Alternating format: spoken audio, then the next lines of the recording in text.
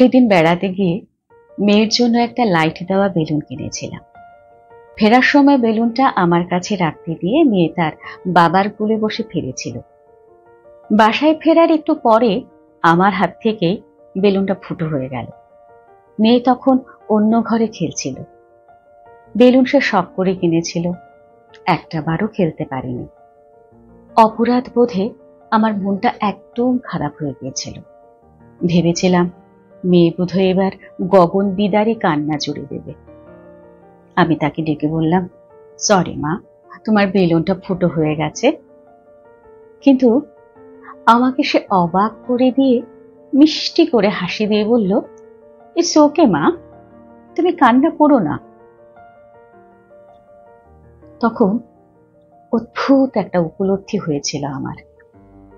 ওই দিন বেলুনটা আমার হাত থেকে নষ্ট না হয়ে মেয়ের হাতে হতো, আমি অবশ্যই তাকে দোষ দিতাম।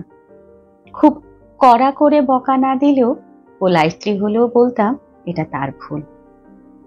এই একই ঘটনার জন্য আমি শাস্তি না পেলেও সে কিন্তু পেত। আমাদের সন্তানেরা পৃথিবীতে এসে আমাদের হাজার দোষ ত্রুটি সত্ত্বেও আমাদের সাদরে গ্রহণ করে নেয়। কখনো বলে না তুমি কেন অন্যদের মতো সফল নও, সুন্দর নও, ভালো নও। অথচ আমরা বাবা মায়েরা কত অবলীলায় এদের ওসব বলে দিই। একটা মানুষ যখন হেরে যায় সে তখন সবচেয়ে বেশি আশ্রয় খুঁজে বাবা মায়ের কাছে। সারা পৃথিবী যখন তার দোষ খুঁজতে থাকে, তাকে ব্যর্থ মনে করে, তখন মানুষটা আশা করে তার বাবা মা অন্তত তাকে বুঝুক।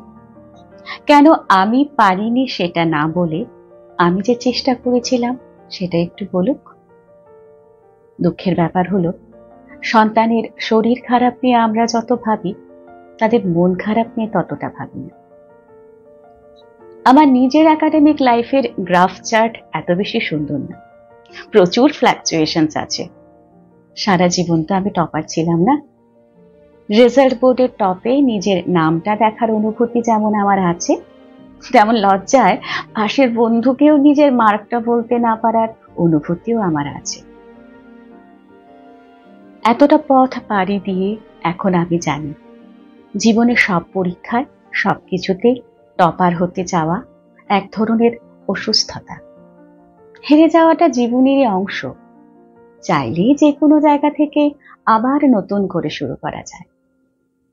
শুধুমাত্র সন্তান সফল হলে মায়েরা রত্নগর্ভা হয় না, বরং সন্তান ভালোবাসলে মায়েরা রত্নগর্ভা হন। নিজে মা হওয়ায় আমি বুঝতে পারি শুধুমাত্র বাবা মায়েরা যে সন্তানদের ভালোবাসে এমন না, সন্তানেরাও বাবা মাকে অনেক ভালোবাসে।